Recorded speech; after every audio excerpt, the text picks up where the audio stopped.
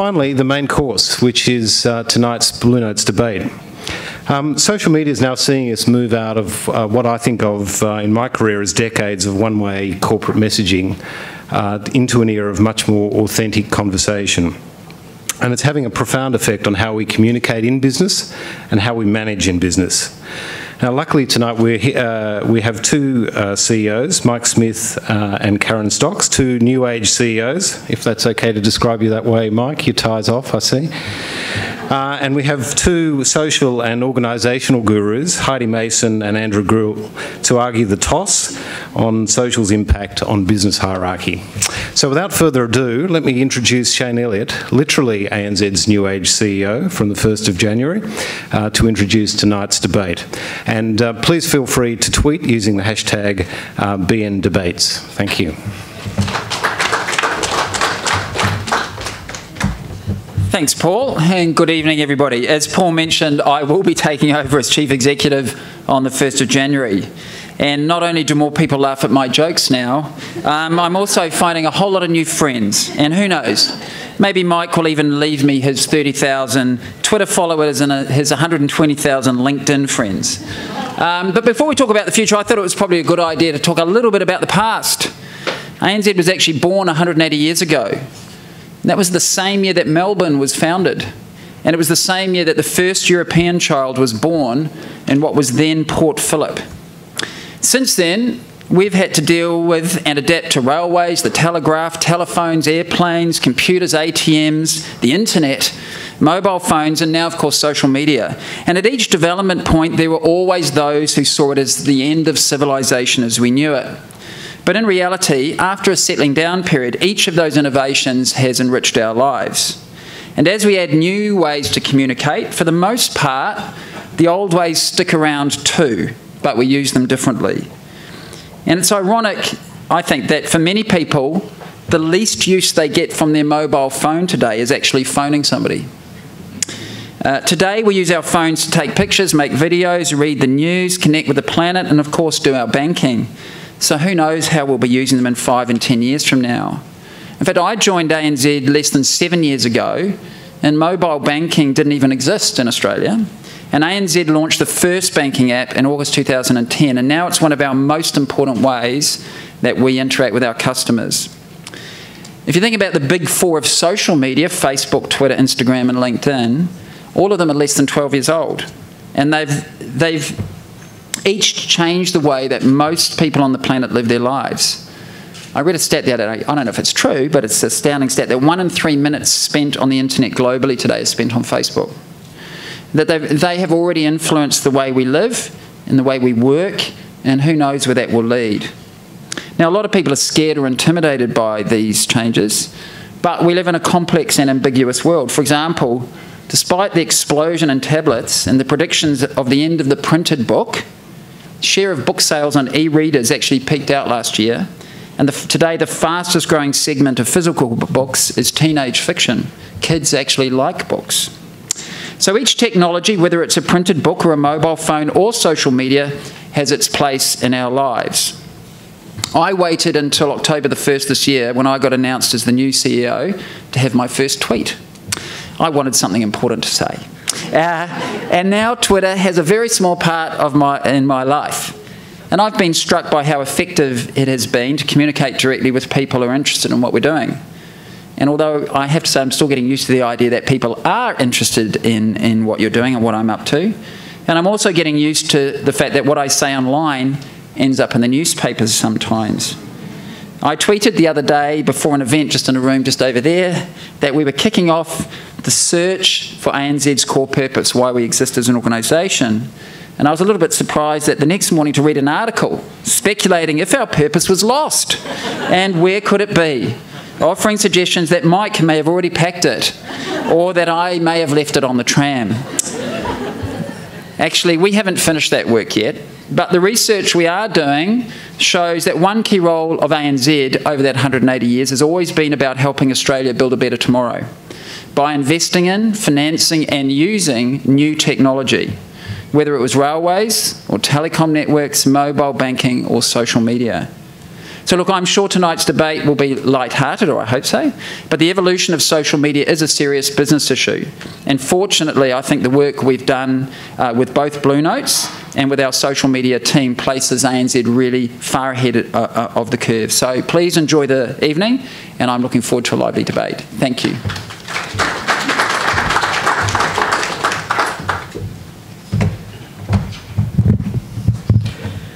Thanks very much, Shane, and thanks, Paul, and thanks, Mike, for being here.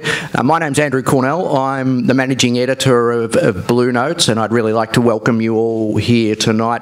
I'm also the moderator for the debate. We've gone to our compliance department. The conflict of interest is okay. I'm not going to favour what Mike says. After all, he's only here another 2 weeks, so... But I would really like to thank everyone for their participation in BlueNotes, their encouragement for BlueNotes, even their abuse of BlueNotes in some of our commentary pages. I mean, this is what we're here for, to try and engage and to try and have a conversation. We're not always going to agree, and that's part of it. But this is our second Christmas. You know, sometimes we wondered whether we'd make our first with technology challenges and things, but it's now our second. So now we're not thinking about whether it's worth doing. We know it's worth doing because, as Paul said, our audience is growing. We're thinking about, well, what else do we need to do? Tonight we're periscoping the event. You know, I'd never even heard of Periscope 3 months ago. So the social media world is just changing so fast, and we know that our challenge is not our content, which we think is pretty good. It's not our design, which we can always work on. It's just what's going to happen next. You know, where is social media heading? Where is the digital revolution taking us? And really, that's the essence of tonight's debate. Before we kick off the debate proper, look, I would just like to thank a few key people. I'd like to thank Mike, obviously. I'd like to thank Shane, who has also been a supporter since the start of BlueNotes, and hopefully will continue to be from January 1, Shane, you know. We're pretty good. We may be a cost centre, but, you know. I'd particularly like to thank Paul, whose idea and concept it was, who brought me on board. I've got to say, he's probably one of the better publishers I've worked for in the last 6 or 7 years. And I did come from Fairfax and the Financial Review. So thanks very much, Paul. I'd particularly then like to thank the BlueNotes team. Jenny Farmer, who runs our Florence Bureau. Without Jenny, there would be no BlueNotes, or it'd be frozen half the time, or the headlines would go across the pictures, or we'd have some kind of weird link that didn't work. So Jenny is just so important. Anyone here who runs a digital site, you spell her surname SPQST. You won't find her on LinkedIn. And also Shane White, who is another ex-Fairfax, or is a Fairfax refugee like me, a fantastic old-school sub. He can knock copy into shape. Without him, we couldn't get that quality of content and keep it going. Unlike me, he actually understands the social world, so he has a fantastic role in distributing our product. Apart from the team directly, Steve Rees, our head of media, is a constant source of story ideas. Sometimes I wonder what his motives are, but a lot of those story ideas are really good. And of course, Amanda's social media team has been fantastic in helping us get out to a much broader audience. I'm sure, you know, we'll miss Amanda running that team. I'm sure we haven't heard the last of Amanda, obviously. Anyone who knows Amanda would fully agree. But, you know, thanks very much to Frankie Rizzo, to Stella Walsh, to Darren Sibson, to Mel McCann. You know, what I've learned from moving from Fairfax to here is we've all got to be our own distributors, and the only way we can distribute our content is through social media, whether it's LinkedIn, whether it's Twitter, whether it's Periscope. All these things we've got to learn about, and you know, I certainly can't do them. You know, I'm so far past that generation that we really need the help of young, you know, intelligent people like that to run it. I won't go on. You know, thanks to all the contributors here who provide our quality content. I'm pleased to see there's a stack of contributors here tonight to enjoy the party. So we'll move on to the debate. The question is, as you've seen, is social media actually disrupting those traditional business organisations, the traditional hierarchies? We've got a really great panel, including Mike, to debate this tonight. Especially Mike, I mean.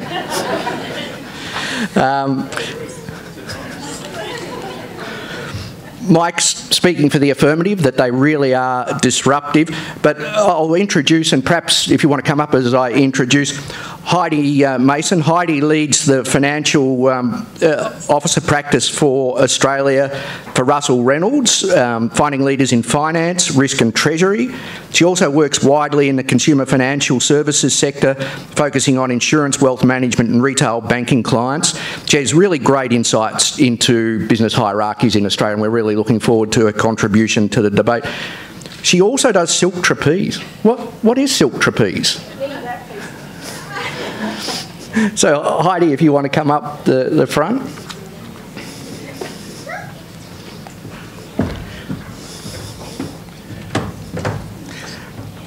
Our second speaker tonight, Andrew Grill. Andrew is an internationally renowned thought leader in digital and social media networks. I'm sure a lot of you actually follow Andrew and read his blogs and things. He's global managing partner, social consulting at IBM, based in London.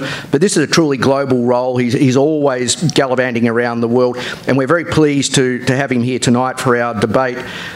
His work is really bringing together the best of IBM's smarter workforce and social offerings with world-class consulting services, and we're particularly pleased that Andrew appears to be arguing against his own business when he's here tonight. So Andrew Grill, thanks very much.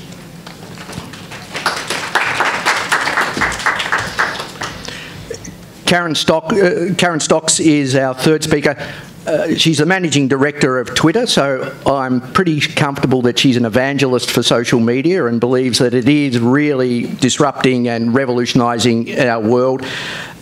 She's had a long established career in digital and social media, formerly working for Google. She's an especially good fit to speak tonight on the affirmative side. She actually has the power to turn on and off the Twitter accounts of all of us here tonight, so make sure you bear that in mind when speaking to Karen afterwards. So Karen, thanks very much. And our fourth speaker is Mike Smith, ANZ's current CEO, retiring CEO, a vastly experienced career banker who, it's fair to say, has worked in some very, very traditional hierarchies in his time. But he's launched and driven ANZ's social and digital strategy. And I suspect in part it's because of a key anecdote he's mentioned a couple of times. When he joined HSBC, in the floor where he worked, there was one telephone, and management was incredibly reluctant to have more than one telephone because they thought everyone would spend their time frittering away socialising on the telephone rather than doing their work. So the world has come quite a long way, but the fears are still the same. So our panel tonight, thanks very much all of you for participating. The way that it will work, each speaker gets 2 minutes to argue their case. I have this rather horrific horn. No one wants to hear that, particularly not me. So if you keep going too long, I will have to use that horn. So 2 minutes. We'll ask them a couple of questions. At the end, we'll throw it open to the floor. So please, think about what you want to ask. I mean, it's a light-hearted debate, but it's an incredibly serious topic and one that I know we're all fascinated to debate. So think of any questions you want for any of the panel. We're going to kick off with Mike on the affirmative. Social media is disrupting traditional business hierarchies. Has the clock started or are we... Well, actually, is there a mic or do... There we are. Hello. Oh, I can stand. I sit here. It's much more comfortable. Are we ready to go? We can go. Okay. Is social media killing business hierarchy? Of course it is. If you think about it, the command and control structures, those linear reporting lines, presenteeism, they're concepts that no longer work in this new age and our new economy. Social media provides instant feedback, and that's what makes it so different from anything that's gone before. Instant feedback, instant engagement, instant opinion. People therefore now like to work in small clusters, small units, small communities. Again, the idea of a linear command and control structure is something that they don't feel comfortable with. They require agile and fast-changing environments. That is what we live in. And the key to this is flexibility. We all live extraordinary, really, lives with so much optionality, and that requires flexibility. And it is absolutely essential, that's probably today's profits, Scott. That's absolutely essential as well at the office. Flexibility in the workplace is essential. So business hierarchy is not dead, but it is being killed.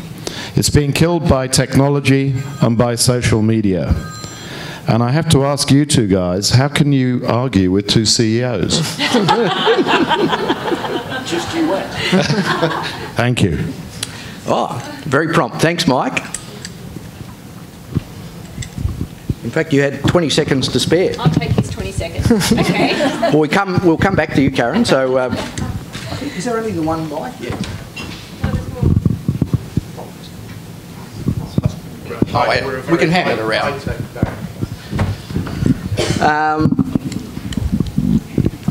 So, Heidi, you're our second speaker. As we all know, the most powerful part of any hierarchy is at the top. And in the Australian corporate world, that means boards and their chairman.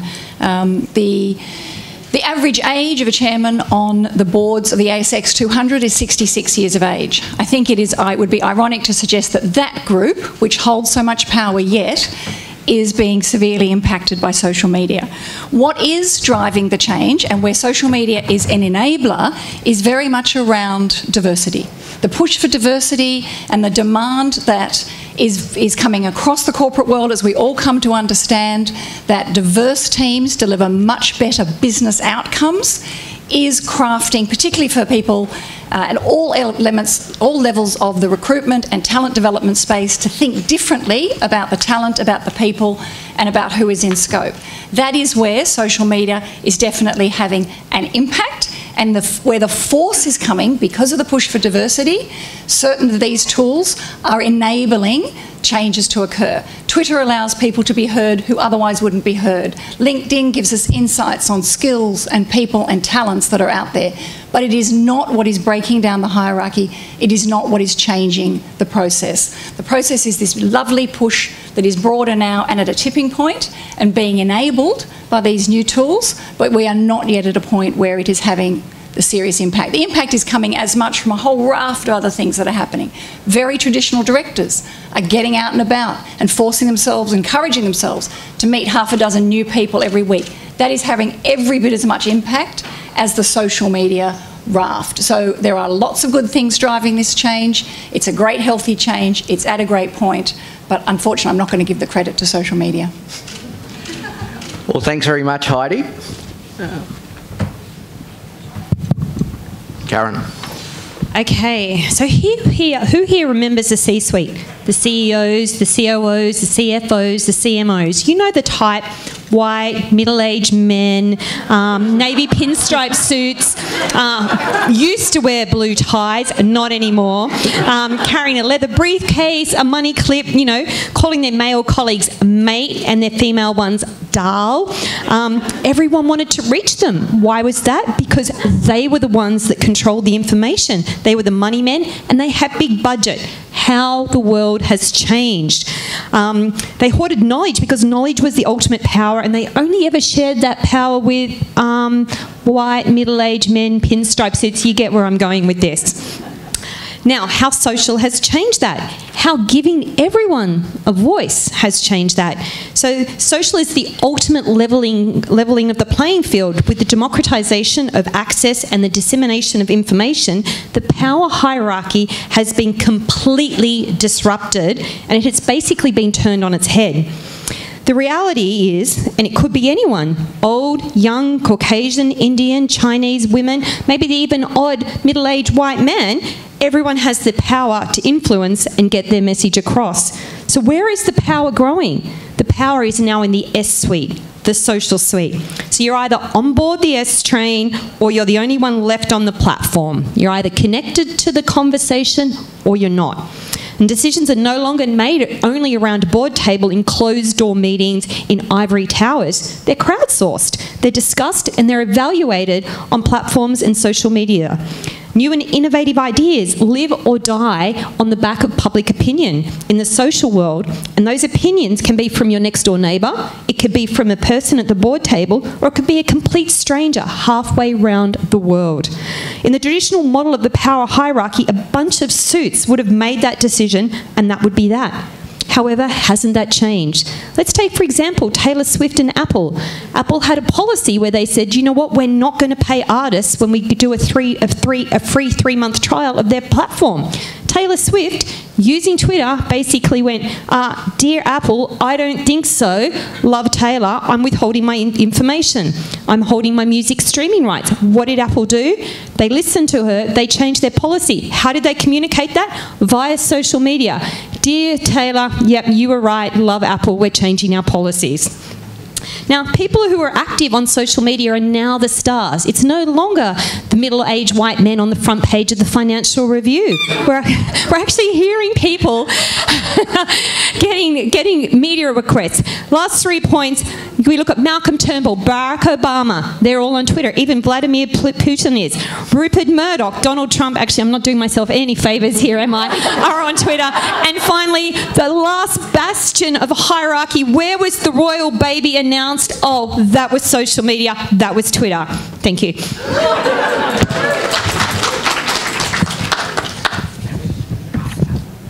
Well, as you spoke, and I can only assume it's because you spoke, Blue Notes just hit 5,000 Twitter followers. So thank you, That's it. Andrew. Thanks, Andrew. Let's look at the topic. Is social media killing the powerful business hierarchy? My learned colleagues here talked about a lot of things that are happening with celebrities and a lot of things that are not relevant to you. Let's just do a reality check. We had the incoming CEO, followed by the outgoing CEO. I'm on a stage and you're all standing up. Isn't there still a hierarchy? Yes, there is. Hands up here, someone who's had to have a piece of social media content approved by someone. A lawyer, exactly. Social media is actually increasing the level of hierarchy. There are now so many more jobs for lawyers. There are now so many jobs for social media managers who have to get everything approved. There are now more and more levels of hierarchy. And even social networks themselves are adding a layer of hierarchy. If you want your website to be found by Google, you have to follow Google's rules. If you want to sign up to Facebook, you have to give Facebook what they want to have from you. And if you want to use Twitter, you've got to learn how to use hashtags and @ symbols. Ladies and gentlemen, social media is not killing the powerful business hierarchy, it's enhancing it. It's enhancing it because the power you get from free market research. I mean, social media is the best piece of market research you never commissioned.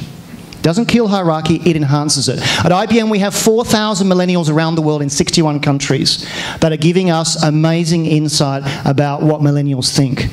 It's not challenging the hierarchy. Ginny Remedi and her team and my team are being enhanced by that amazing insight. Social media is not killing the powerful business hierarchy. And as Heidi alluded to, the decisions are still made in Australia's boardrooms. She's a recruiter. The top jobs are all done by the Old Boys Network. It's not done on social media. So unfortunately, my learning colleagues haven't proven the argument. That Taylor Swift and those sorts of people that are using Twitter are fantastic. But the other thing is, in regulated industry like yours, if it was killing the business hierarchy, someone would notice. And they're called the government, because they would regulate it. Now, yesterday, our Prime Minister announced a $1 billion innovation package. He did not announce a new social media law. So until we have laws that actually prohibit and restrict things that are happening on social media, it is not killing the powerful business hierarchy. I rest my case. Well, thank you very much, Andrew, and thanks everyone. Mike, I might actually ask you on that point, because It sounds quite rational what Andrew ran through, that the rules and the regulations are all still there. So when you think about your career in HSBC and now at ANZ, there has been changes in the sort of organisational structures. What has caused it? Is it that there's greater freedom of communication, or does it take something, less regulation? Well, less regulation would be wonderful, but I don't think we're in that world. Look, I don't think the issue here is necessarily about regulation. It's about communication, and it's about flattening structures, actually giving people more say in what they want to do. And that is the big difference. The days of the job description that was created, the KPIs that were absolutely sacrosanct, there was a whole industry around it. Today that's become very less necessary because you're getting this different feedback all the time. And it's not just Twitter, of course. I mean, Twitter is excellent, and we all use it. But even things like WeChat these things are having a profound difference, and they're actually quite small sound bites of a particular issue that give you instant feedback, and I think that's very rich, very rich. But coming back to the debate, we're in a debate here, Mike, and apparently, is it fundamentally killing the business hierarchy? So let me extend the argument. So if you flatten the structure, how many people here work at ANZ? Okay, let's assume that Mike says we're all going to be equal now, and tomorrow you can actually set the interest rates for the home mortgage rate tomorrow morning. We're going to crowdsource it all, and you can set the rate. That doesn't happen. You need checks and balances. You need a business hierarchy to make sure that people are protected. So I don't see the time when the bank will actually be able to do that. I mean, because an interest rate adjustment or whatever will be made by people who know what they're doing in that area. It's not made by me.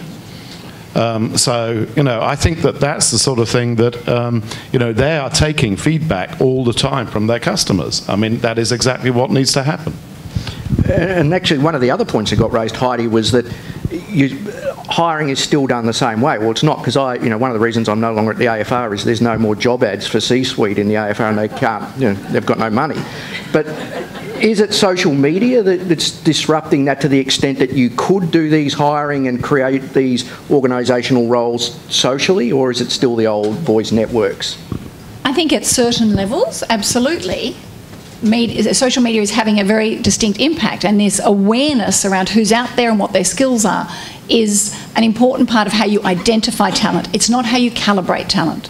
So the way in which talent is still calibrated is exactly the way it used to be. You pick up the phone to the people you know, or it's done by your intermediary to understand what people have done. What is changing, and it comes back again to the fact that we're looking to create more interesting teams, is we're now looking at potential much more so than track record. That's the fundamental shift. Social media is not making a huge impact on that. So yes, it's having an impact on the awareness and who's out there and their visibility, absolutely. It's not, I don't believe, having an impact on driving the final decision. And just something to add, when we talk about traditional businesses and is the hierarchy getting killed, why don't we look at new businesses? So we talk about Uber, we talk about Airbnb, we talk about YouTube, we talk about Facebook, we even talk about Twitter. These companies have fundamentally been built on a social media model that couldn't exist without the world of social media, and they're some of the most successful companies that we're seeing. We're not only seeing the hierarchy being challenged, we're seeing whole business principles and business basics being challenged by the combination of technology and through social enablement. But you're still a managing director, and despite these new companies having wacky titles like chief of gizmos and stuff like that, I mean, they're still traditional organisational structures, aren't they? Yeah, but you can still have a traditional structure, but the question is has the communication and the decision making been flattened, or does it go up in a command and control environment? I wish I could say that I'm a command and control person, but that just would not fly in my industry anymore. I think what's happening is we're talking about social, but really what you talked about, Uber, is the digital disruption. I think social is a component of that, it's a subset, but really what we need to say, in all honesty, is that it's digital disruption that's keeping us awake at night. Social is biting at our ankles, but what your bank's doing with the new digital platform and mobile and all those sorts of things is a fundamental shift, and the only reason Uber exists is that now you can have a taxi meter on an app, and that you can actually have, Uber is the world's largest taxi company with no taxis. So I think it's digital disruption, not just social. But I think digital disruption is what allowed social media to come to the prominence. So I would sit there and say that social media is simply giving people a voice, and that has existed forever. It could have been through telephone calls, it could be through a customer service conversation, but nobody saw it. It was kept in discrete little buckets. What technology has done is enabled that customer view and that customer perspective to come out, and we call that social media now. So I think it's the combination of technology allowing different models, but also allowing people to have a decision in their future. If you're an Uber driver and someone gives you a bad rating, which I would say is the customer speaking up, you're not going to last long from a career perspective. If you're in Airbnb and you're going on word of mouth and you get bad reviews, you're not going to have a sustainable business for long. And Mike, that's sort of your point with the interest rates, isn't it? In the past, there would have been a rate-setting committee who sat there with a few pieces of information. Well, hopefully there still is, you know. but you know, I mean, I'd like to, you know, think about the influence of social media in terms of how it affects our government. When you think about how policy used to be formed, people used to sit around and think about how you know, what would be good for an appropriate piece of policy. Then it would be enacted, and if there was a problem, there'd be a demonstration in the street. And the politicians would look and say, okay, there's only a couple of thousand people demonstrating, it looks all right. All right. If 250,000 people turned out, they'd do something about it.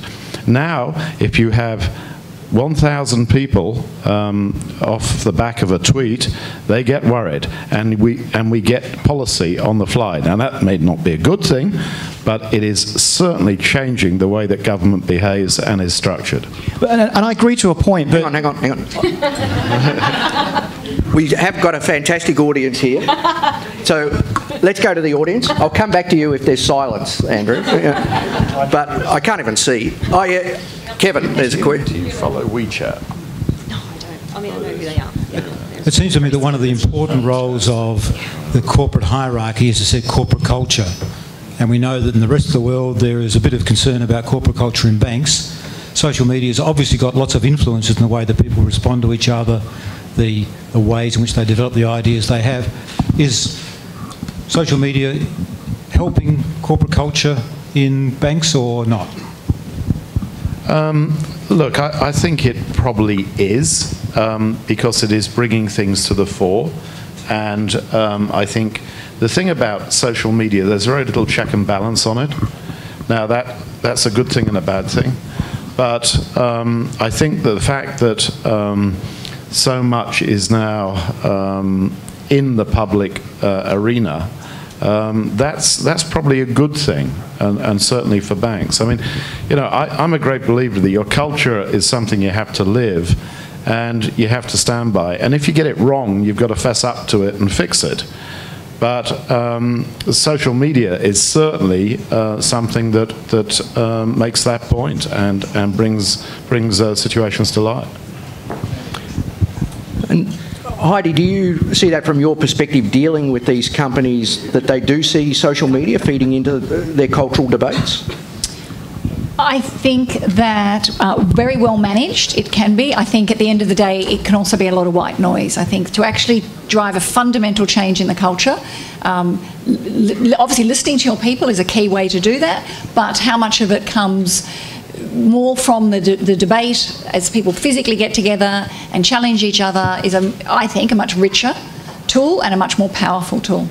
Now, apparently we are trending on Twitter tonight, which, thanks to all you out there, I know Mike, I could see Mike frantically tweeting, so that that must have helped. Other questions from the floor? You have to stick your hand right up because there's spotlights. Oh, yeah. Sorry. I'll come to the front. Or, yeah, if you want to move forward, that'll be easier too. What if social media sends out a message, but it's actually not representative of the silent majority? not everybody is on social media.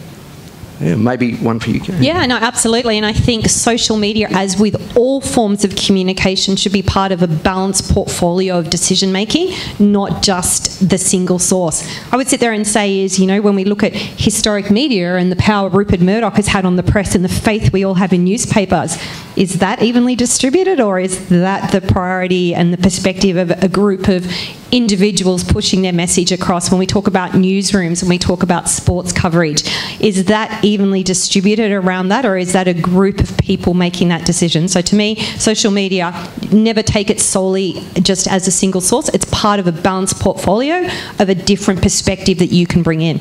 And Karen, Heidi made the point that while it's not changing decision making so much, it's changing awareness and people are more visible. But are certain classes of people more visible than others? You know, in 20 years ago, you had to be in the Melbourne Club or the Australian Club to be remotely visible in corporate Australia. But now is it a different kind of sort of skewed visibility? Well, let me ask you, who was allowed in the Melbourne Club or the corporate club to have the visibility? Not my wife. So by default does have a different visibility, because the beauty about social media is there's no barriers. Anybody who wants to have a voice has the ability to have a voice. Other questions? Sorry? Oh, yep. It's a good discussion. I'm just thinking of the survey that the CPAs did recently, where they looked at 3,000 companies in Australia and in the region, and 50% of Australian companies aren't even in on this. So I just wanted the panel to reflect on this issue about social media disrupting hierarchy, when half of our small, medium enterprises are not actually participating. That's probably a good one for you, Andrew, I think. Well, I come from a broader view. I live in London. I have for the last 9 years. So I've always seen that sometimes the Northern Hemisphere is slightly ahead, and we're catching up down here. I was amazed. In fact, 2 years ago, Optus had a survey saying that only 6% of Australian businesses use social for customer care. And I tweeted my friends in Australia and said, "Is that a typo?" And they said, "No, it's really low." So actually, this country, my country, has an amazing opportunity to catch up and actually use that as a channel. So I think you can learn from what's happening overseas, the good and the bad things as well. But I go back to my point that social media is the best piece of market research. You never commission, it's free. And when you learn how to tame that beast, you can actually get some amazing insights out of it. And Kaz is right, you can actually make it a very level playing field, and everyone has access to this.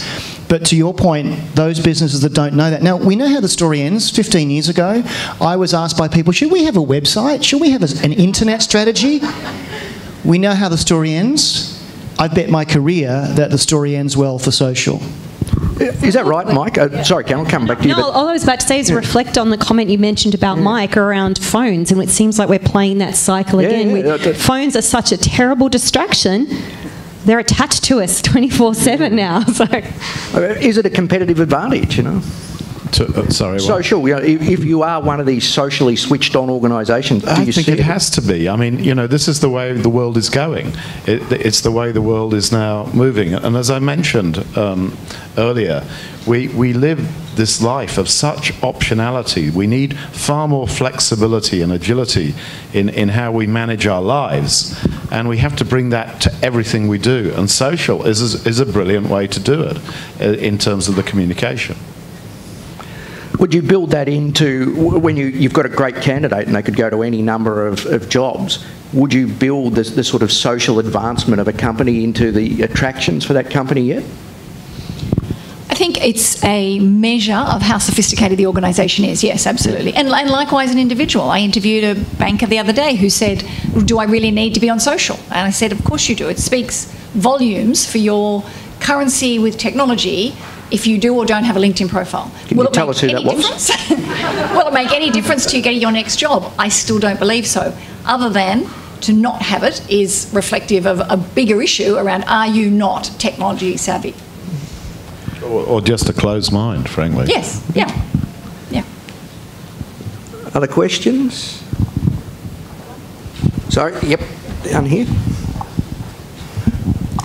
For social to be changing hierarchy, how is it changing women in management? So I'm just going to name a few companies. Spotify, Pandora, Intel, Microsoft, Twitter, Google. There's a common theme around all of these companies. Anyone guess what it is? We've got women in leadership. So one thing that I always think around is because we're moving into an area of new technology, because there's an even distribution of information and hierarchies have been removed, what that means is there's actually no bench strength, no traditional bench strength, no history, no domain expertise that you can rely on, and every candidate stacks up. So to me, I think that's the best example of around new technology and social media and what that means for women in leadership. So why are the diversity stats for technology companies worse than average organisations? Well, yeah, that's absolutely true. And I think when we look at engineers in particular, there is a big fundamental issue around women in education with STEM and the people that are going through university. So I think from a management perspective, we're starting to see that get right, but there is a long way to go. Please don't get me wrong, you're absolutely right there. Yeah. Is that something that you see, Andrew, in your sectors? Well, I think, again, you can get ahead. So we were talking over lunch that when I negotiated my salary with IBM, I built into it a social brand value, and they bought that. They said, yes, we understand that because you have a presence on social, you'll actually help our brand. Candidates like myself can actually get ahead. And so I encourage graduates. I do a lot of mentoring of men and women, actually mostly women. Some of the guys don't want me mentored for some reason. The smart women do. They basically say, well, how do I strategically tweet? How do I get noticed? How do I rise above that noise floor? Because when I talk to a room of graduates like this, they all look the same. And I say that you can use social to advance your career at any stage.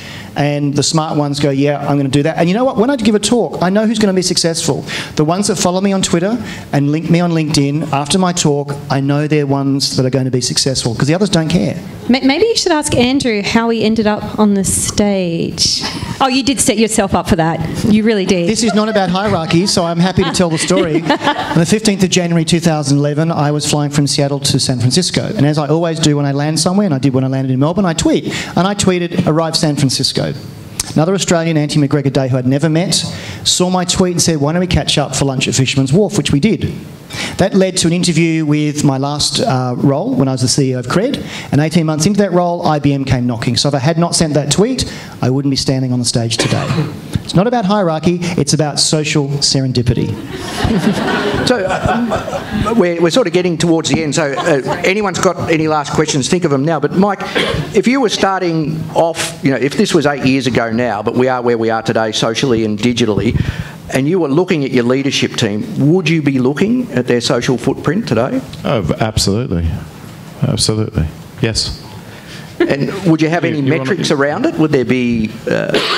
No, look, yes, you can always put metrics around it, but I think it's the question of being digitally and socially aware, and just thinking what is possible and what the opportunity is, being curious about that. I think that is absolutely essential. You can't do without that. Well, thanks very much. Any last questions? Oh, yep, over here. Hi, this is a question for Andrew. It's Rita Zonius here. Andrew, we talk on Twitter sometimes.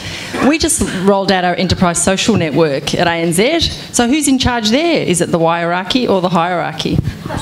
So we have an advantage at IBM. We've been doing this for 5 years and we've made mistakes and we've actually learned a lot of lessons. It will be a massive culture change for you, regardless of the technology platform you use. Make no mistake, it will be difficult because in not just your organisation, our organisation, it's about a massive cultural change. And what you need to do, and I'm sure you do already, is allow your staff to be constructively critical on that network. Because right now, before the network is live, or when it is live, if they want to complain, they'll go on a LinkedIn group or on a Facebook group, and you can't capture that. Mark my words, in 2 or 3 years' time, the value of internal social data, knowing what your employees are saying and doing, and constant feedback will be far more valuable than what happens externally. Internal social is the new black. That's a very good point, Russ. Thank you.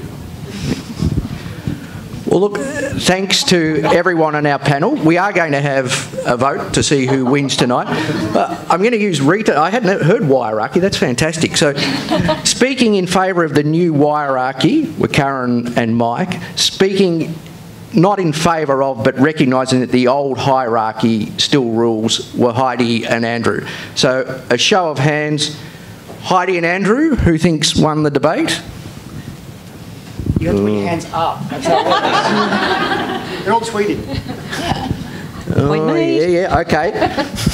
So the hierarchy, Karen and Mike, who thinks they won? And who's not quite sure? Well, speaking as the moderator, I think Mike's team really won. But look, thanks everyone for participating tonight. Congratulations to the hierarchy, and thanks all, and please enjoy tonight.